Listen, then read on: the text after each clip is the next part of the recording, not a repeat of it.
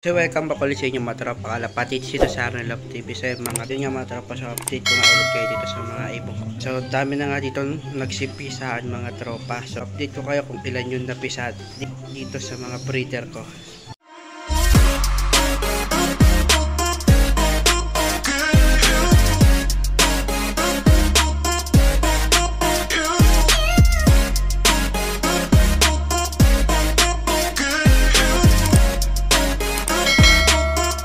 So welcome back ulit sa inyo mga tropa. So itong update, so dami na nga nila dito sa flyer mga tropa. So ito yung sitter ko, yan nagamit ko na sila. So may itlog dyan, hindi kanila, so sa kanila ko papapisa. So testing lang to, so first time lang nito mag aalaga ng inakay kung sakaling mapisahin mga tropa. So ngayon ko lang nagamit itong mga to, pero matagal na to sa akin. Yan, tapos yung dito naman, ayan, nilipat ko nga sila rito. So malalaki na yung mga inakay nila mga tropa. So hindi ko na nga napakita yan. So nung mga nakaraan, so medyo busy tayo kaya yan. Malalaki na nga yung mga inakay. So akyat ko lang itong isang inakay mga tropa. Lagi bumababa yan. Pares yan mga tropa, nakaring na. Isa dyan nakapang south mga tropa. So testing ko. Tapos dito mga tropa, pisa na to. So, nakakapisa lang mga tropa ngayong araw, September 16, 2023. Ayan. So, nandito yung inakay nila. Kaso, di na natin kagalawin kasi maselan yung yung hen mga tropa. Ito nga yung hen, yung yan, tsaka masyado silang mailap parehas mga tropa. Pero ayan, mga painakay ko yan. So, pinag-matured ko lang. So, tinesting ko lang kung ano kakalabasan nito. So, isang breed lang to. Pagtapos niyan, hihiwalay ko na rin kagad sila mga tropa. Ito na mga tropa sa may kabilang breederan ko. So itong update mga tropa. So dito nga yung mga bagong nagpisa. So ito nga yung isa mga tropa. Isa na lang yung nandyan. So napatay yung isang itlog. So di siya nakalabas. So ito nga mga tropa. So asintabi sa mga kumakain. Ayan. So di siya nakalabas. Hindi nakalabas yung inakay mga tropa. Kaya isa lang napapisa ako. Ayan o. Hindi nga niya nililimliman. Kala niya siguro nandun sa niya.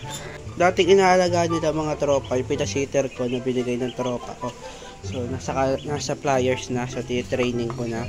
Pero di ko pa sa ngayon pinapakawalan. So mamaya papakita ko rin sa inyo kung ano itsura niya ngayon. Ayan. Tapos dito naman yung isa mga tropa, yung dalawa pala. Ayan, kakapisa lang din niya. Pero malaki na to, mga ilan days na. Yung isa siguro 7 days. So, na-late lang yung isa. Pero, yung isa dyan, hindi nila tunay na anak, mga tropa. So, ito. Yan yung may itim. Parang itim yung tuka. Hindi nila tunay na anak yan. So, kakalagay ko lang din ng ring yan. So, naka-com ring lang yan. Tapos, naka-perso. Tapos, yung isa, ayun, maliit. So, ayun yung tunay nilang anak. So, di nga sabay nagpisa. Naalagaan naman nila mga tropa. So, ito pala, yung itlog nandito, bigay din to ng tropa. So, ayan, pinasitter ko, isa lang napisa. Tapos dito mga tropa, malalaki na nga yung mga bagong alaga ko rito. So, ayan yung baby natin, malaki na siya. Ayan, malaki na. So, sa mga susunod, so papalakihin ko pa siya ng konti. Pag lumaki-laki na siya, pwede ko na siya pakawalan dito, silang dalawa. Sa ngayon, sila muna gumagamit ng cage na yan. So, pero sa mga susunod na araw, may breeder na ulit ako dyan na bagong ilalagay. Isa yung mga tropa na update ko na kayo doon. So, dito naman tayo sa flyer. So, checkin natin yung may itlog kasi dito, may nag-itlog. So, checkin natin kung nagpisa na. So, ayan. Tapos ito nga pala yung inakay, kaso may bulutong siya. Pero tuyo na yung bulutong niya mga tropa. So, ayan. So, malaki na nga siya. So isa lang yung bulutong niya mga tropa. Okay. So, ito nga update mga tropa. So, may malaki na pala yung inakay dito mga tropa. So, di ko kasi nung madalas na check. So, ngayon ko lang ito na check. So, malaki na pala yung inakay. So, hindi na pala ito pwede lagyan ng sing-sing. Ayan o. Sayang, ganda pa naman o. Pero ito testing ko, sa tingin ko kaya pa to. Ayan. So, may itlog pa nga mga tropa. Ayan o. So, bugok na. Mababaho na siya mga tropa. Sa alisin ko na to. So, isa lang yung nagpisa. So, checkin pa natin. So, wala na. So, bababa ko to mamaya maya na lang. So pagtapos ko mag video mga tropa, mag vlog. Ayan. So may inakay na pala rito, kaya pala pag pinaparonta ko sila umuwi agad. So ngayon ko lang din kasi na check mga tropa. Yung magulang pala niyan ito, tapos yung isang checkered ko rito.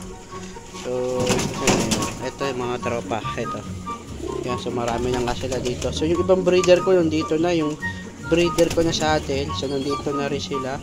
So pinahinga ko na sila.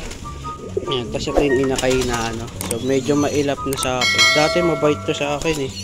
So dahil nga di ko na siya masyado nahawakan mga tropa. So ngayon, ayan, so nakapang north ito, pero sa south ko to ilalaban. So ito, testing ko to sa south. So ito, bigay ito ng tropa. So yung magulang niyan nilaban sa south yun. So testing ko raw yan mga tropa. Ayan, tapos yan, so viewing ko na rin siya mga tropa. So para mamayang hapon pag tinawag ko sila, so marunong na siya pumasok dito. Tsaka pa nagparonda ako. So hindi ko pa siya pwede dito ilagay kasi pag dito, so pwede siyang lumayo agad mga tropa. Pero hindi mo mataas lipad niya kasi may klipa lang naman yung pakpak niya. Yan. So ito pa yung isa ko binu-viewing. Yan, ito. Pero to sa labas ko na to bu-viewing dito. So pagkalagala na lang siya. Yan, labas na rin natin. So ito yung in-unboxing ko nung nakaraan din. So pakawalan natin siya. So papakawalan ko siya. So dito siya. Yan. So para gumalagala siya. So di ko lang sure kung mapapapatcher ko pa ito mga tropa, pero testingin ko pa rin. So nakabunot nga pala yung pakpak ng mga tropa.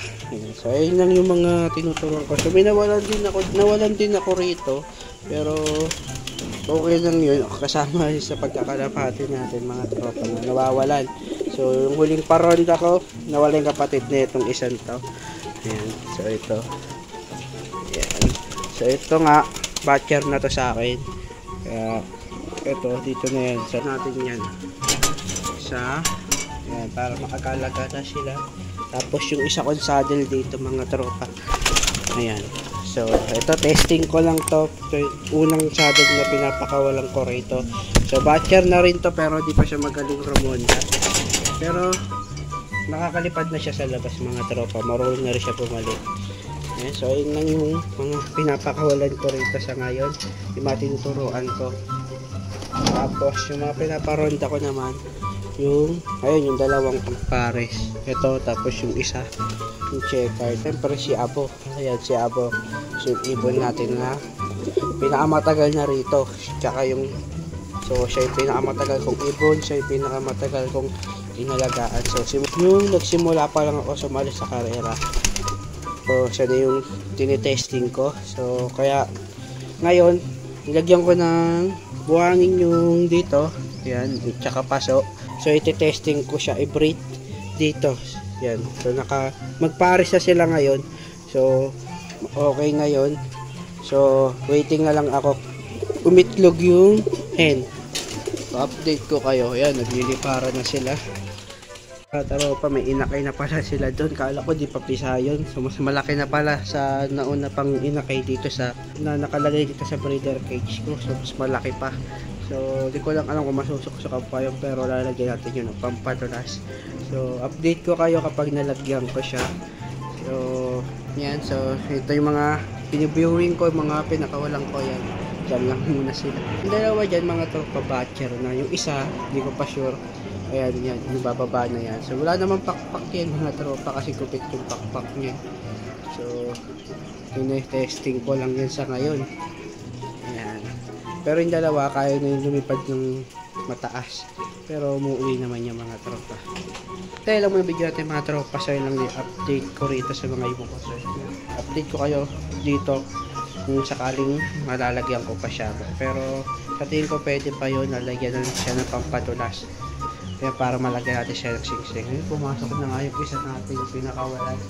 Ayan, ayaw ata mainitan mga tropa. Ayun muna video natin mga tropa. So ayun lang din yung update ko rito. So bago pa lang sana, huwag kalimutan mag-like, share, comment, subscribe. Pinipigyan ko pala pa sa channel. So yun, lagi kayo mag-iingat.